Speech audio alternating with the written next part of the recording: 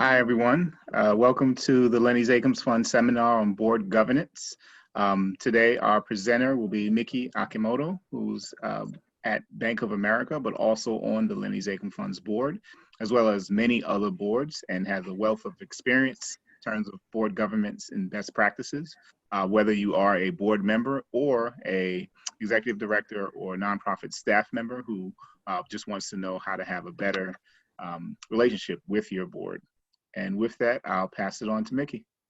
All right. Good morning, everyone. I know that we're probably going to have a few people joining us as we go, as they get passwords in and all those good things. And in the comments, if you wouldn't mind just introducing yourself in terms of what your role is at your organization and if you serve on any boards. It just will help me understand a little bit about how to position some of the comments that I'm going to make about boards. And so I just want to do a couple of quick disclaimers.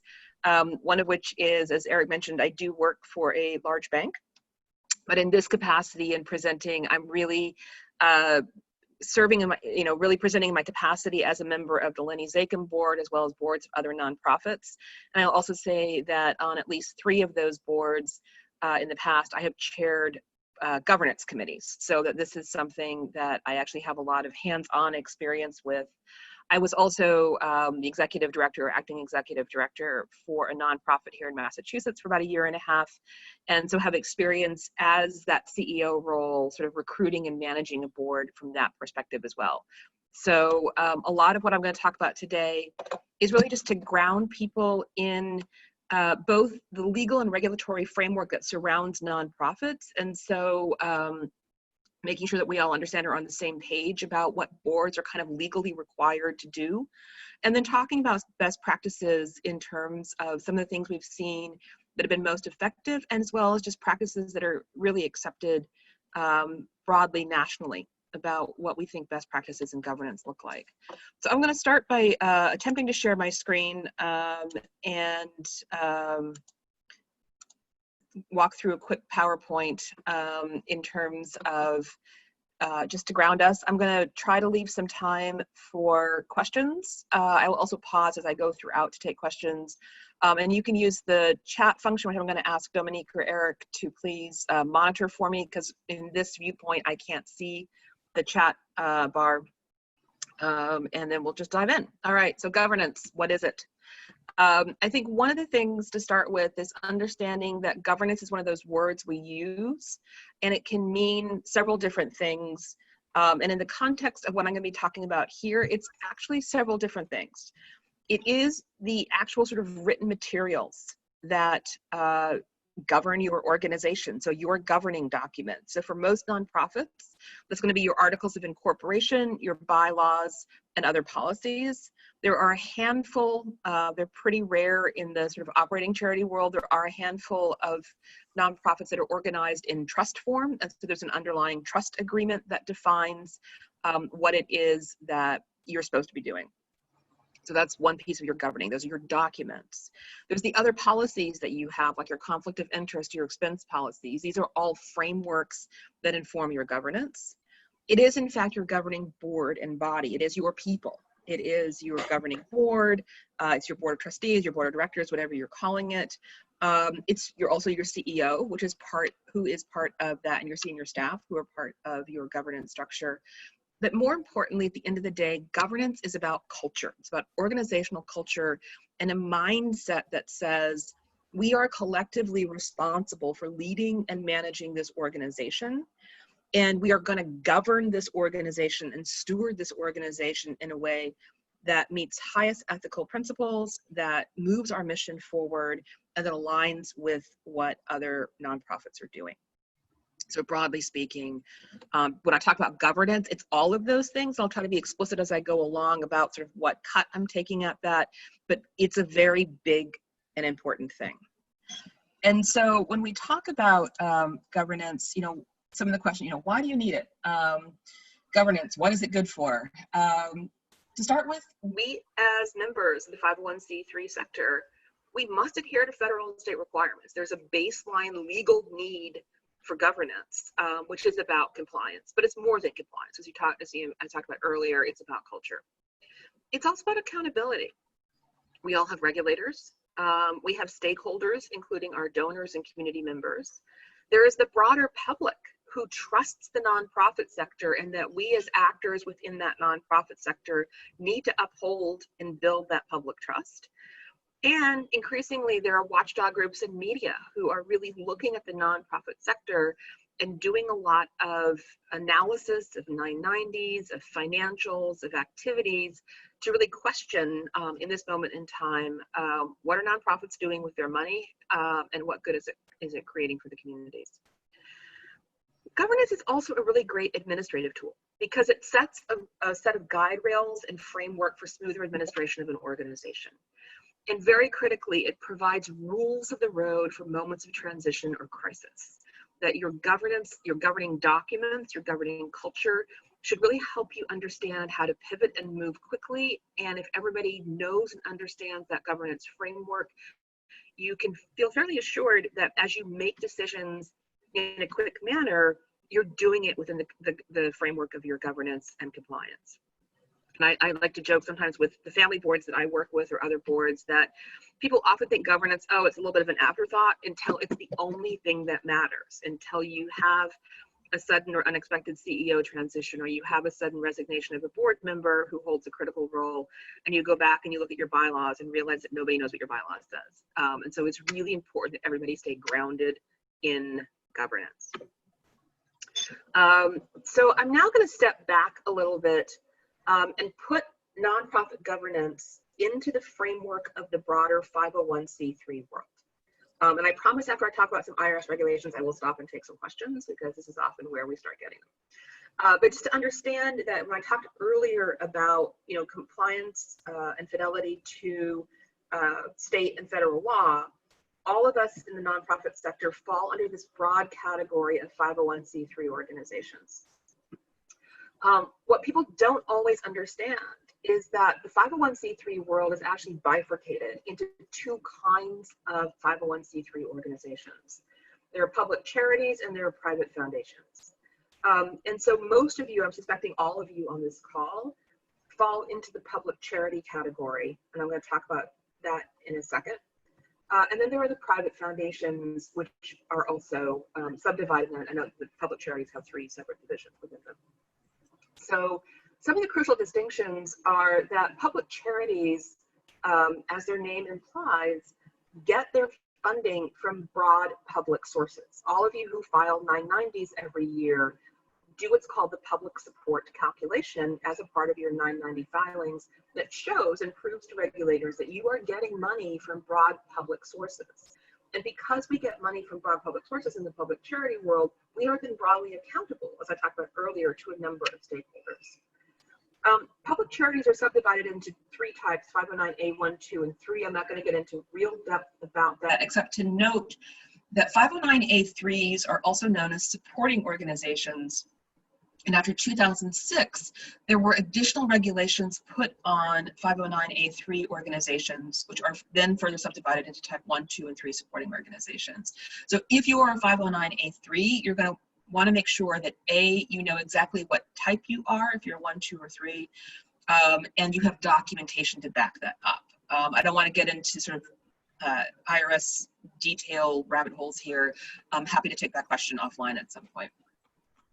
And quickly on the private foundation side, private foundations are those that have sort of a single source or very limited source of income. It's typically an endowment. They're further subdivided into non-operating and operating. The non-operating foundations are those that you're probably most familiar with. They are organizations like the Barr Foundation, the Himes Foundation. Most corporate foundations are private foundations. And then there are operating private foundations, which are a much rarer category. And these are those that operate their own programs. And the handful of examples that I know tend to fall into categories like art museums that have been endowed by their founder. And so they're both operating museum, but they have an endowment that keeps it running. And it's also important to note, because this is going to be critical a little bit later on, that private foundations are more heavily regulated. You don't want to be a private foundation because you're much more restricted in terms of certain activities like lobbying. You also pay an excise tax on your endowment. And just generally speaking, they're more expensive and more technically difficult to run. It's also harder. Private foundations have a harder time making grants to private foundations, whereas it's very easy for private foundations to make grants to public charities. It's important to note that there are public charities that make grants. So for instance, community foundations, the Boston Foundation is a public charity, and the Lenny Zakim Fund is a public charity because we both fundraise as well as give money away. So I'm going to stop there because I've said a whole bunch of words very quickly. Does anyone have any questions? So Dominique and Eric, I'm going to count on you to look at the chat section to see if we've got questions. Okay. And throughout, like throw up your hand or anything, I'm happy to be interrupted. All right, so moving on. So I've sort of defined this world for you that we all live in. And so who has oversight and enforcement for our sector? At the enforcement level, at the federal level, it's the IRS. That is why we all file 990s or 990 PFs if we're private foundations.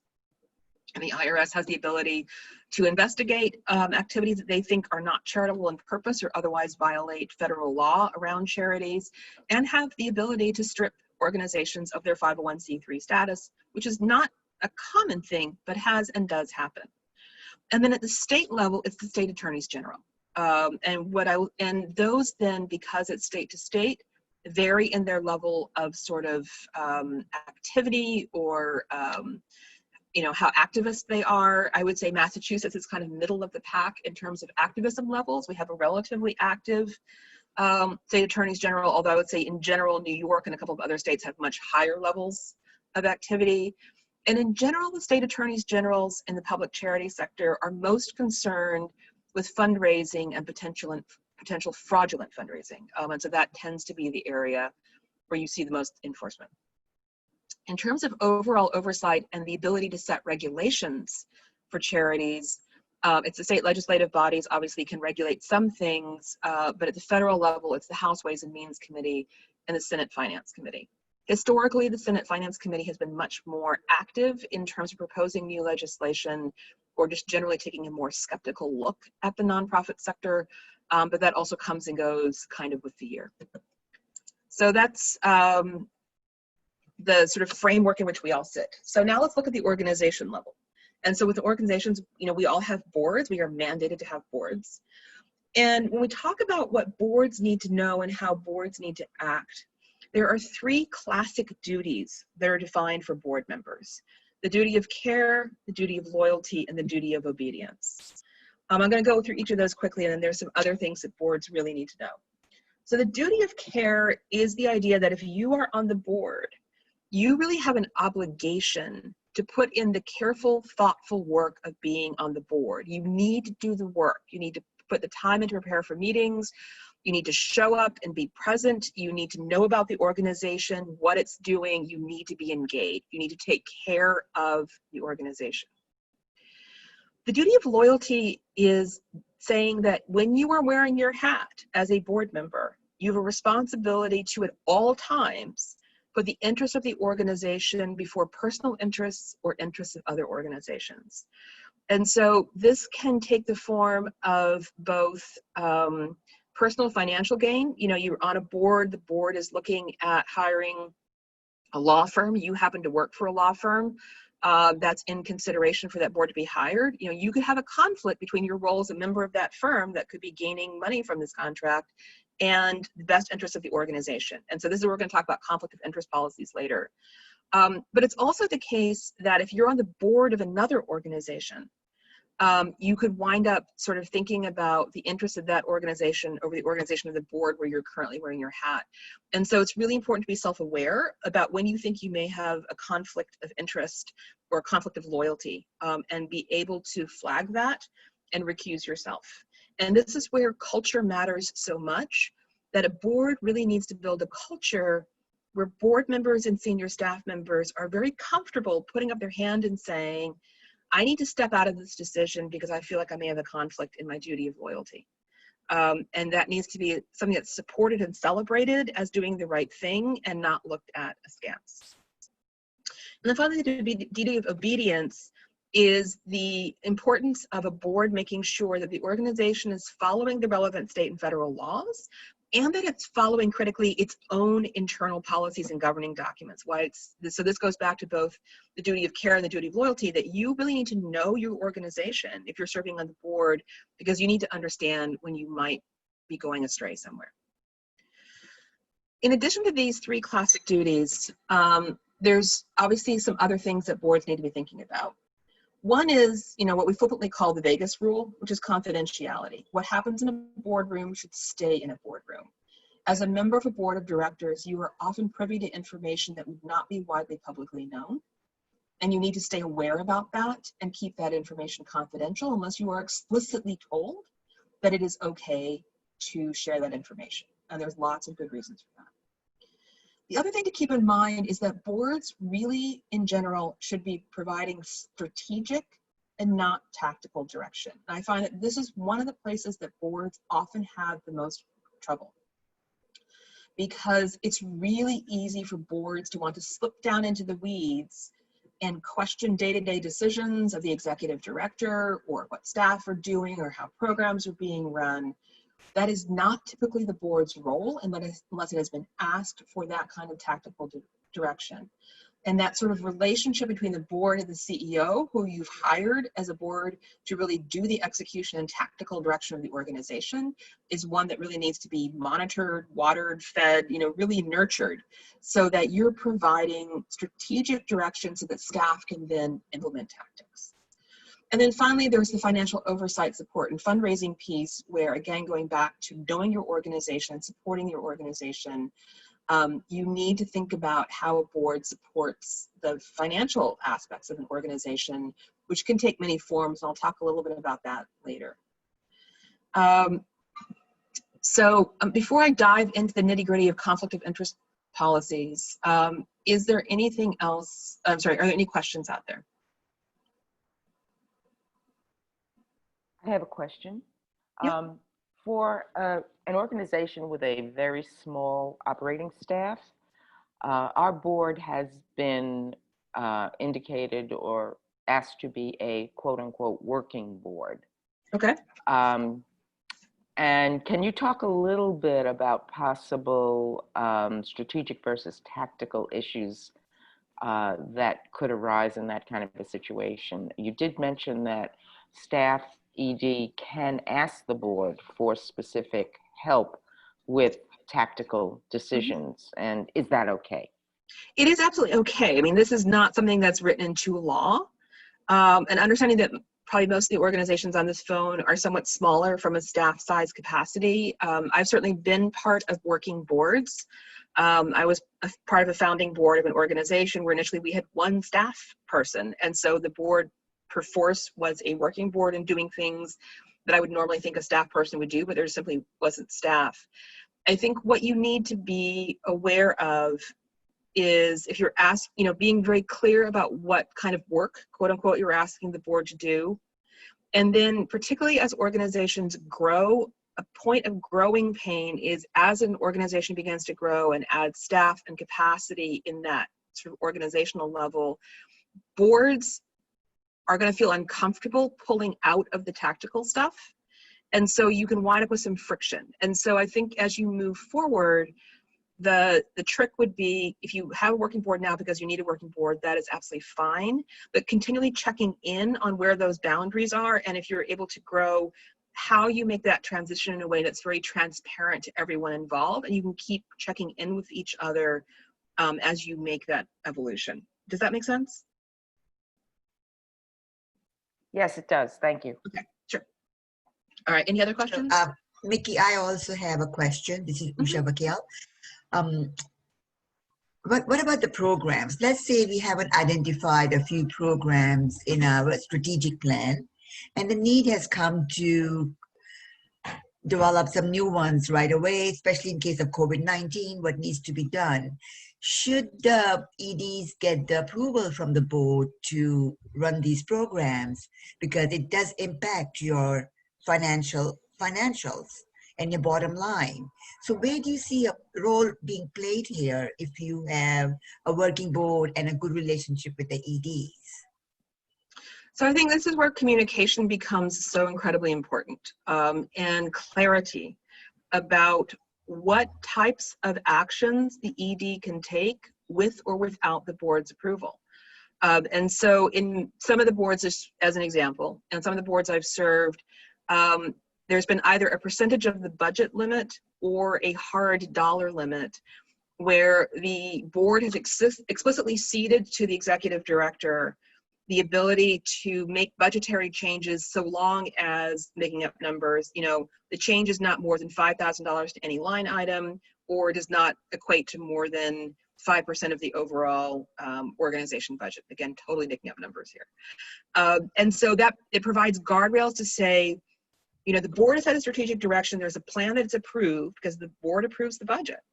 And so if you're going to change your budget, unless you're within limits that have been pre-negotiated with the board, my experience is that boards can get a little crabby if they feel like you've taken off without checking in with them. So the other question is, what procedures do you have in place with your board that address changes in direction? So, I'm thinking of another board that I'm on where all staffing decisions are left entirely in the board's hands, or in the CEO's hands. So if the CEO wants to hire, fire, whatever, she just reports back to the board. But if that CEO, for instance, wants to write an op-ed that might be published in the Globe, she has to at least check in with the executive committee. So I think it's negotiating and understanding where those boundaries are, because in this moment where everything is so uncertain and people do need to move quickly, I understand your point about sort of needing to do new programs, but does that obviate your need to at least do an email to the board saying, I'm thinking about doing this, can you let me know within the next 24 hours if you see a major red flag, or if we need to talk about it? Does that make sense? Yeah, it does. Yeah, so there is some kind of a governance going on in case there is a new program sprouting somewhere. And also the financial impact. So also you mentioned that the board, CEO or ED should have a threshold of a budget that they can't go over. Is that what I heard? Well, what I'm saying is that some of the boards on which I have served have delegated authority to the executive director for a certain amount of change in the budget. Other boards have said, any changes in the budget, you've got to come back to us. And so this is a question for your board about how much latitude they want to cede to the staff. Okay, thank you. Okay. Any other questions? Okay. I'm going to keep going. Unfortunately, in this format, I can't see all of you because you're sort of off in this little bar on the side, so I'm looking at my PowerPoint. So just jump in as you need to. So conflict of interest policies, incredibly important. And this is another place where a conflict of interest policy is certainly the written policies and procedures. So it's a written document which you need to have. But it's also, again, very much a culture where you need to have a culture that supports a clear, robust, and honest disclosure of any potential conflicts. So I'm not going to read you the words on the screen, and we can also make this PowerPoint available to you afterwards. And I think most of you probably know what a conflict of interest policy is.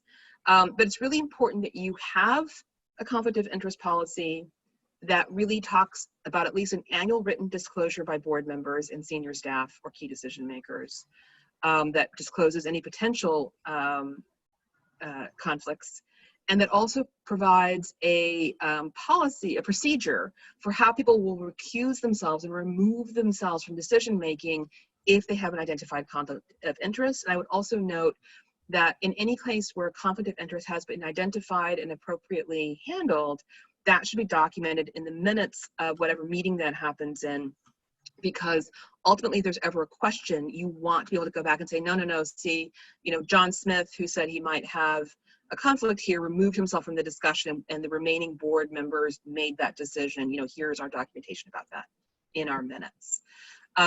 So the other piece is to, in addition to sort of the obvious legal financial conflicts of interest, because conflicts of interest in the law are pretty much defined as having a financial interest. But we also know that there are those decisions where there can be the appearance of a conflict of interest. And so one of the things to think about is, if you're a grant-making organization, how are you going to handle conflicts where someone may serve on the board of a potential grantee? For some service organizations, if you're providing services that are limited in some way, or that there's some kind of criteria for receiving services, or you've got a waiting list, how are you going to handle situations where recipients are family members of either staff or board? So those are the kinds of things that you may want to think through depending on your organization, because obviously every organization is different. You know, are there other conflicts that you want to sort of write into your policy ahead of time? And then how are you going to handle all of those? So that's sort of a very quick overview through conflict of interest policies. The other thing to think about is, if you run into a situation where you have a clear conflict of interest, but you want to go ahead and do whatever it is that you're going to do in terms of a business transaction, you may want to get outside evaluation or appraisal or some kind of legal oversight to make sure, if it's a very big transaction. And you also need to, the board should really debate carefully if you're going to enter into any relationship that is a clear conflict of interest for some reason, and there can be good reasons for doing so. But you just want to make sure, again, that you're documenting all of this. And some organizations, if there's a conflict of interest, require more than a simple majority vote. They might require, say, a 2/3 vote. So that's conflict of interest. Then I want to talk a little bit about things that we just all need to know, that there are really 5 major categories of risk for nonprofits. In addition to sort of the general reputational risks, there are sort of 5 legal risks that you can run. One is financial and other transactions between the organization and certain persons. We've just talked about conflict of interest, but there's also something called excess benefit transactions that I'm going to talk about in a second. Another incredibly important one for all of us to keep aware of is influencing elections. This is completely prohibited. Let me underline that again. Completely prohibited for anybody, for any 501c3 or anybody acting in an official capacity for a 501c3 to try to influence an election. And that's more nuanced than you think. Lobbying is something that's actually permitted, but with certain restrictions. And I'm going to go over those. Voter registration is something that nonprofits can do, but there are certainly, you have to be nonpartisan, and there are some challenges with foundations funding voter registration activities that I'm going to talk about a little bit later on.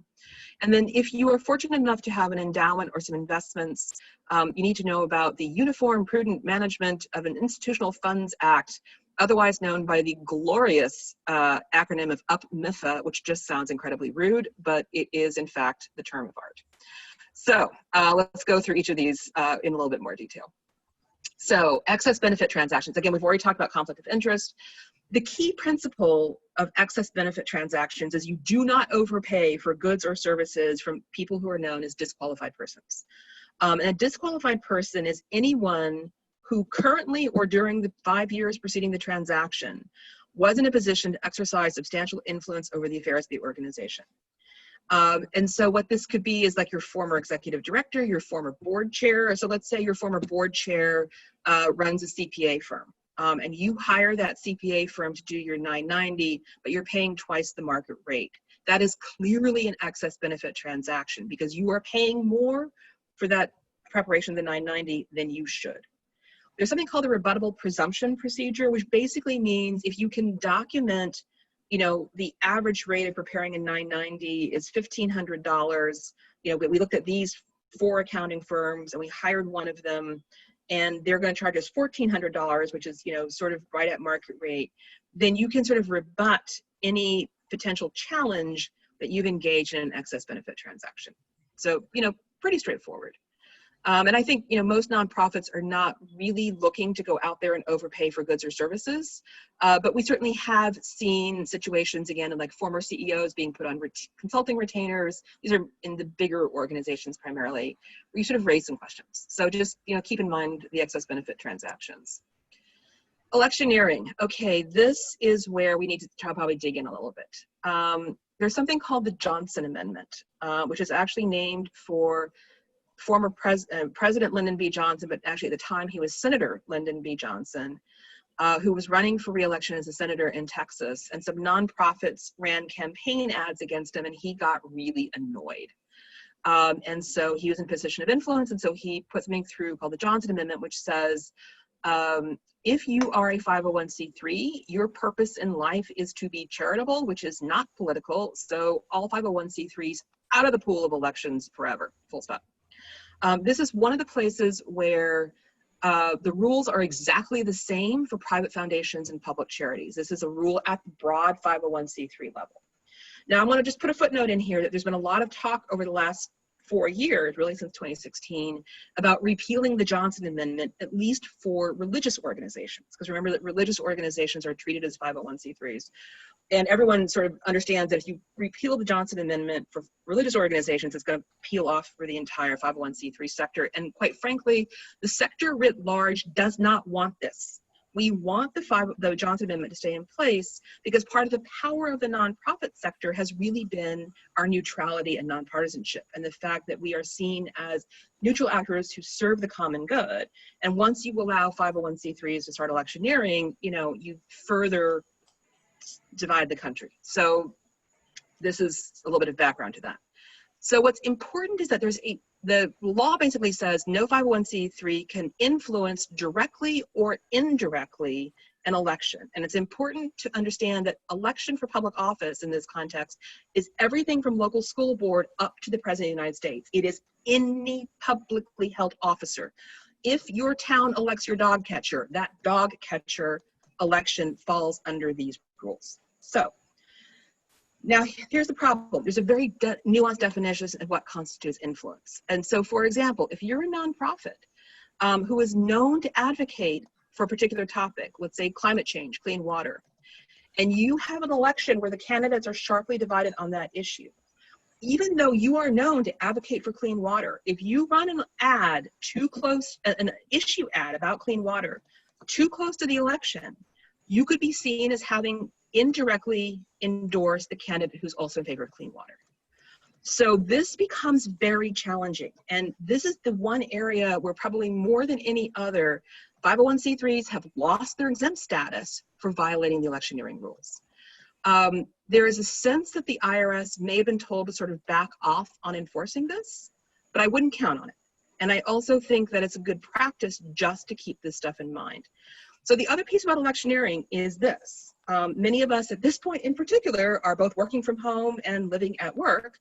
And so it's really easy to blur boundaries. And so stuff like you cannot use your work associated email to forward a candidate ad. Like you get a great ad from the Lincoln Project or some other candidate ad that you think your friends would want to see. You need to make sure that it's coming from your personal email, not your work related email.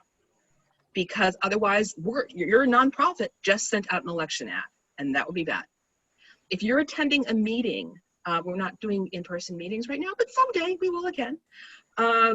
You cannot show up at that meeting if it's, say, the Mass Nonprofit Network Conference. You cannot show up at that meeting wearing a button for your candidate because you are there wearing your hat as representative of your nonprofit. So in that moment, you cannot electioneer. Outside those moments, you don't lose any of your personal rights to electioneer, to volunteer for campaigns, but it also means that if you, for instance, want to run for office or if you want to endorse a candidate and your organization name is associated with you, you need to make sure it says, organization affiliation is included for identification purposes only, because you need to make it crystal clear that your nonprofit in no way is trying to influence the election or endorse a candidate. So the good news is that although there's sort of these very strict boundaries, you can still do voter education. You can teach people how to vote, for example, like how to fill out a ballot, as long as you use, pretend names like Mickey Mouse and Goofy on your, sample ballots. You can also hold candidate forums, but there are very specific regulations. BoulderAdvocacy.org is a fantastic resource for this. They have a number of very clear tactical guides that can walk you through this stuff. And because we are sort of in continual election cycles now, this is something that board members and staff really need to know about because it's one of those areas where it's very easy to stray. So I'm going to pause there and see if there's any questions. Okay. Moving on, but again, we can always circle back. Lobbying. So, in general, public charities are allowed to lobby if it is, quote, no significant part of your activities or expenditures. And literally that part in quotation marks, no significant part, is what's in the code. This is not helpful from a sort of hard dollar math calculation, and you know, the IRS, so what do we want? But there is something called the 501H election option, which means that you actually get hard dollar values about how much you can spend on lobbying. And there's actually a very clear definition of what constitutes lobbying, which I'm about to go into. I just also want to put a note in that Massachusetts has specific requirements separate and apart from federal requirements about what constitutes being a lobbyist and registration requirements thereunto. So if you want to engage in policy influencing, I would really ground yourself in the Massachusetts laws. I'm not a lawyer, so you would want to probably get a little bit of legal support specific to Massachusetts there. And on the 501H election, Boulder Advocacy, which I just mentioned earlier, again, has some very good resources on sort of what that means and how to do those calculations if you're interested. So lobbying, there's two kinds of lobbying. And this is one of the places where they're actually very clear about what it is. So there's direct lobbying and grassroots lobbying. Direct lobbying is communication with a legislator. And it's important to note, in this case, a legislator is not just someone who serves in the legislative body. It's anyone who can introduce legislation. So in some municipalities, in some states, some of the executive branch members have the ability to introduce legislation. And so in that context, they're a legislator. It is talking about specific legislation. And this is not just a bill that has already been introduced, but any specifically enactable proposal. I'm going to come back to that in just a second. And it's taking a position on that specific legislation. You have to meet all three of those tests to have committed direct lobbying. So if I meet with Senator Warren and I say to her, I really want to do more about cleaning up the Charles River because it's not clean enough yet, I really haven't lobbied, because cleaning up the Charles River is not exactly an enactable bill.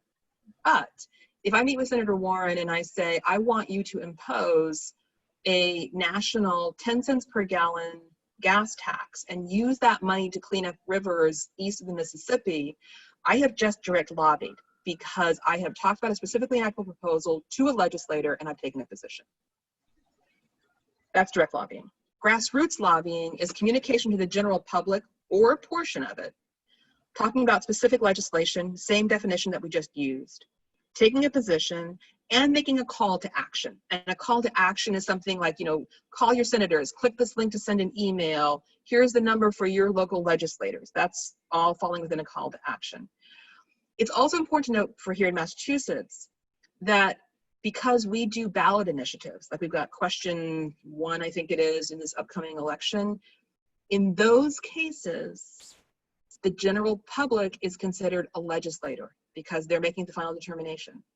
And so that falls under direct lobbying. Okay? So now, here's another important thing to know about lobbying. Whereas public charities can lobby within, you know, some minor restrictions, private foundations have an outright bar to lobbying themselves, or, and this is critical, funding lobbying. So if you write a proposal to the Himes Foundation and say, we're going to take your money and we're going to go storm Beacon Hill and ask for legislation to change driver's license requirements, they can't fund that or they're going to be breaking the law. And so it's really critical that you understand that private foundations have limits on what they can fund in this regard. Now, private foundations can provide general operating support grants to organizations that lobby. That is permissible, but they cannot fund a proposal that is explicitly for anything that includes lobbying. Does that make sense? Okay. Voter registration. So generally speaking, nonprofits can register voters. That is not a problem. Oops, sorry. Okay. You just have to do it in a nonpartisan fashion, and you've got to meet local voter registration laws and procedures. You need to make sure you know your local laws and requirements. An interesting loophole in the nonpartisan piece is that nonprofits may may focus on a particular demographic if that demographic is underrepresented at the polls, even if you have reason to believe that that demographic is going to swing in a particular direction in terms of how they vote. Because the point is, what you're trying to do is to increase representation at the polls. So for instance, in Massachusetts and actually nationwide, people of Asian descent are wildly underrepresented in both voter registration rolls and voter participation. And so you could focus on Asian Americans even if you have reason to believe that they're going to swing either Republican or Democrat. But you have to really structure your campaign in a way that you're targeting that demographic and you have the data to back yourself up that this is an underrepresented group. Now, the other thing to know where private foundations are more restricted is that private foundations may only fund voter registration activities if those activities flow over at least 2 election cycles, happen in a minimum of 5 states, and the underlying grantee meets certain revenue and expenditure tests. So it's very hard for private foundations to directly fund voter registration. And again, private foundations may make general operating support grants, but they can't tag their money to any voter registration activity that would violate those conditions I've just talked about. And I'll just say very quickly, the reason for that is that during the civil rights movement of the 1960s, a number of high-profile private foundations, explicitly the Ford Foundation, got very active in the civil rights movement and funding the civil rights movement. And the apocrypha, and I don't think it's entirely apocryphal, is that the Ford Foundation funded a nonprofit group, I believe it was in Cleveland, that registered a whole bunch of voters right before a mayoral election, and that actually swung the election. And you know, so a sudden influx of African American voters like changed the demographic of the voting population, and this really frightened Congress about the power of this, and so they really slapped these restrictions on private foundations and their ability to fund voter registration. All right, that's voter registration. Investments, I'm just going to touch on this very briefly. As I mentioned earlier, there's something called the Uniform Prudent Management of Institutional Funds Act, UPMIFA. Massachusetts has adopted UPMIFA. It's a model piece of legislation that's adopted now, I think, by 49 out of 50 states. And essentially what it says is that organizations and their investment managers have to be really make their decisions on prudent oversight and really taking into account the long-term focus of the fund, the organization, overall economic conditions. This is actually a looser set of requirements that have been adopted to address modern market investment theory. I'm not going to go into that because honestly, I don't care. But the point is, if you have an endowment, you need to be taking prudent oversight on it, which I think all of us are going to do anyway. But I include it for completeness. So the other thing to talk about briefly is tipping, not the good kind. So I talked earlier at the beginning about private foundations versus public charities.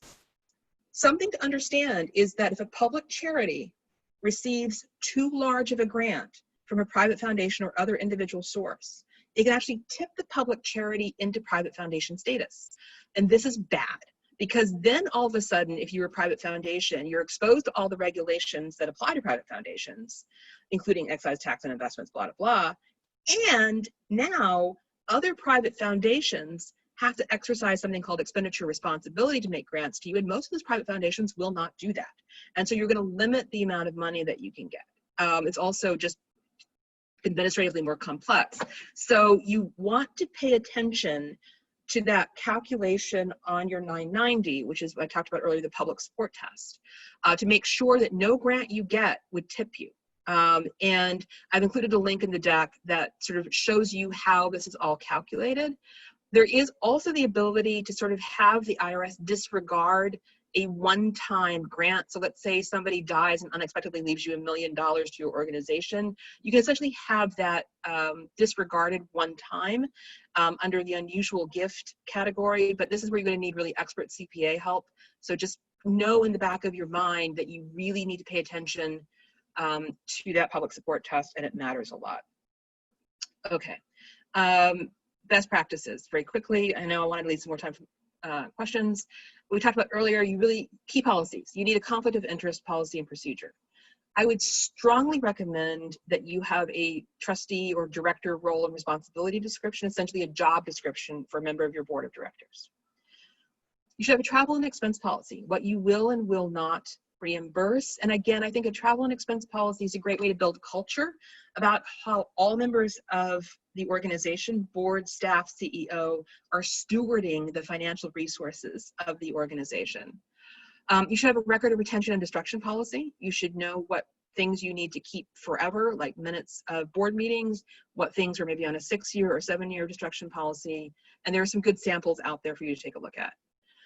You should have a compensation policy. And in some cases, it may be only that your CEO is compensated. In other cases, you've got more staff than that. You should really have a policy. You should review it on a routine basis.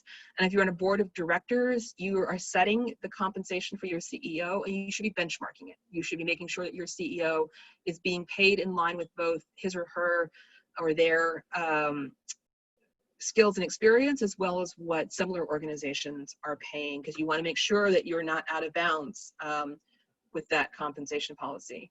And if you have investments, you should have an investment policy and spending policy on how you're going to use that endowment. Best practices, have clearly defined policies. And I think one of the best practices I've ever seen was a board I served on for a small organization up in Maine, where there was a 5-year schedule for reviewing all of the policies and making sure they were up to date. So in any given year, you weren't trying to review every policy in the organization. The bylaws were reviewed, I think, every 4 years. And then after that, every 5th year, we looked at conflict of interest. On the first year, we looked at conflict of interest. On the second year, we looked at expense policy, et cetera, so that in any given year, your governance committee wasn't overwhelmed in terms of what they needed to do, but you made sure that nothing had sat or gotten stale. So I thought that was really great. Have a regular board meeting schedule published really well in advance so that people can block their time and then exercise their duty of care of showing up and knowing that they're going to be there. Board minutes should be stored or sent out in a way that everyone has access to them if there's ever a question. I talked earlier about the importance of having benchmarking data and how compensation is set for your executive director. And the board should really undergo routine self-assessments about how well the board is functioning. And that is something that they should be doing for themselves. So resources, Board Source, Blue Avocado, and Boulder Advocacy are 3 that I always recommend. And again, we'll send out the decks that you can have access to that. So with that, let me do this. I can see all your faces if you want to show yourselves. And let me know if you've got any questions.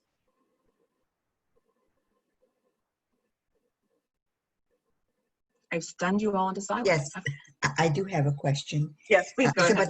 It's about the hiring policy.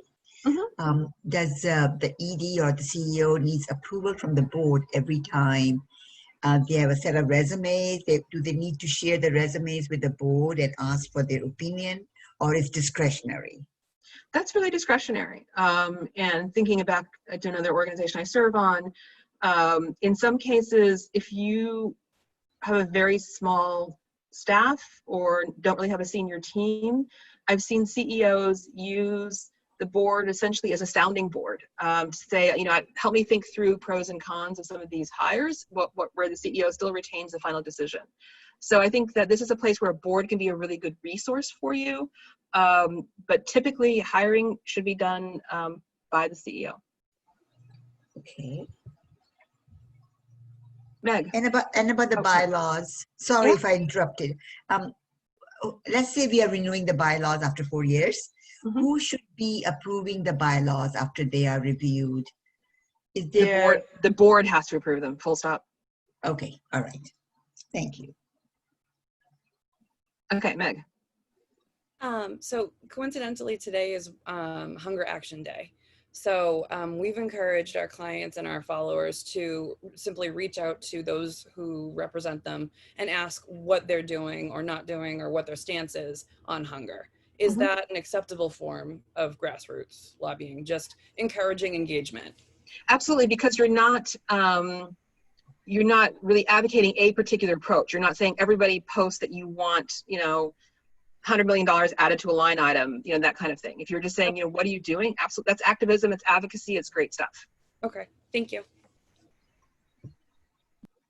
Any other questions? Yeah, I have a question. Yeah, I have a question about an organization, sort of a grassroots organization formed of nonprofit board members, not representing their organizations per se, but as individual concerned citizens working with a city government to advocate for coronavirus support and solutions among the community. Is there any conflict of interest if these individuals are acting as individuals not representing their actual organizations or boards? No, and bear in mind again that public charities can lobby, so you can actually advocate for specific, you know, policy action, so long as you sort of document what time and resources are being spent on that sort of no significant part test. It's private foundations that have their hands tied on lobbying. Okay, so it is considered lobbying though, even Potentially. though. I mean, I don't know the full scale of your conversations. Yeah, well, it's it's basically advocacy. Yes, it could be closer to advocacy, but yeah, I would just, you know, refresh yourself on the definition of lobbying, and if you feel like any of your conversations are straying into that form, just document it. And again, I would take a look at the Boulder advocacy resources here, because I think they probably have some good guidance as well. Okay, thanks.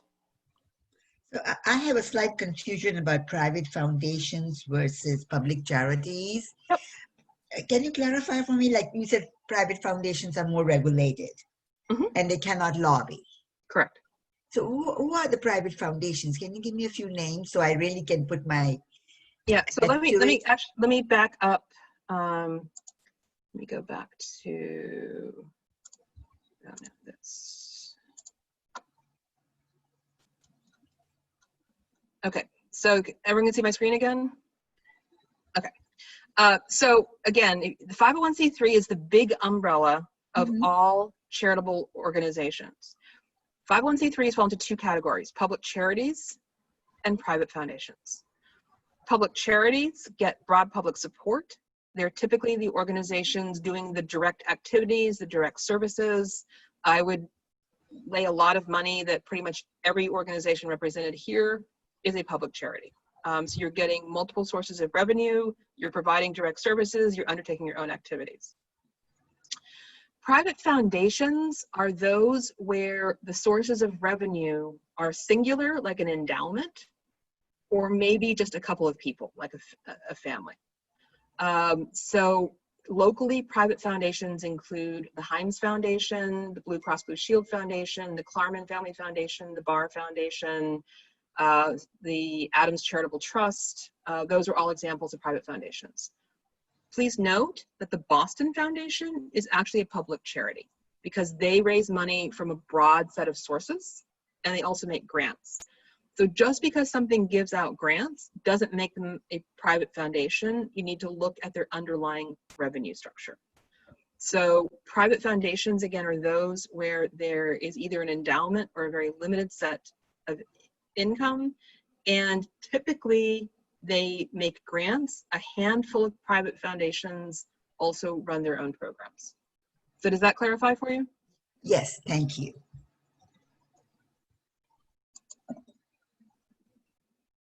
Okay. I have one more question. Now, let's say we have a fundraiser coming up. Can we invite any candidate? Would that be a violation or a conflict of interest, or considered lobbying if we invite a Democrat or a Republican, to be blunt?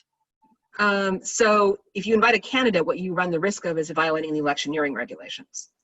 So in an election cycle, you've got to be very careful about inviting any, particularly a candidate who doesn't currently hold office, because it may be permissible, there's some restrictions there, to invite, say, a mayor who's running for re-election, if you're inviting that person in their capacity as the mayor.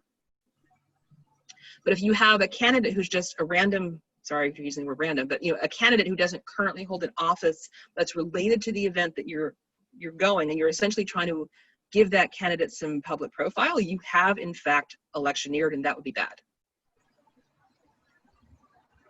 So for this example, right, Mayor Walsh and Michelle Wu, if we invite either one of them, it would be a violation, just as an example.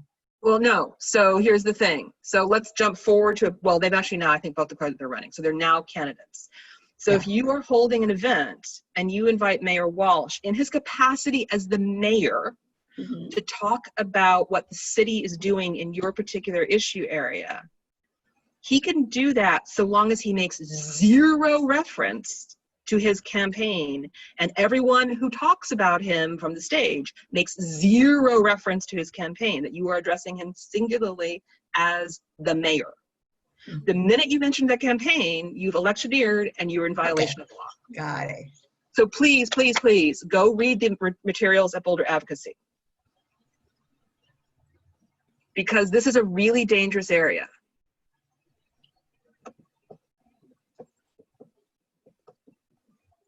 Okay, we've got 1 minute left. So I'm going to just wrap up with a couple of quick notes so that we can end on time. One is, in this moment of social distancing, one of the real challenges boards are facing is our lack of social time with each other. One of the ways that boards function well is when we know and trust each other. And so for those of you who are on boards or those of you who staff boards, think about how you're going to connect your boards together in not just a business meeting sense, because a lot of board networks and trust and connections get built in those side conversations before a meeting starts or during the board meeting break. And so think about ways of connecting your board in maybe more social senses, or having the board leadership reaching out to board members just to connect, to see how things are going, those kinds of things. And then finally, I would say, you know, in this moment, it's incumbent on all of us to pay attention to the diversity of voices on our boards. Are our boards representing the constituents we serve? Are our boards representing a diversity of experience, of gender identity, of race and ethnicity, of socioeconomic background? Are we including the full range of community that we're trying to support? So with that, it's 11 o'clock.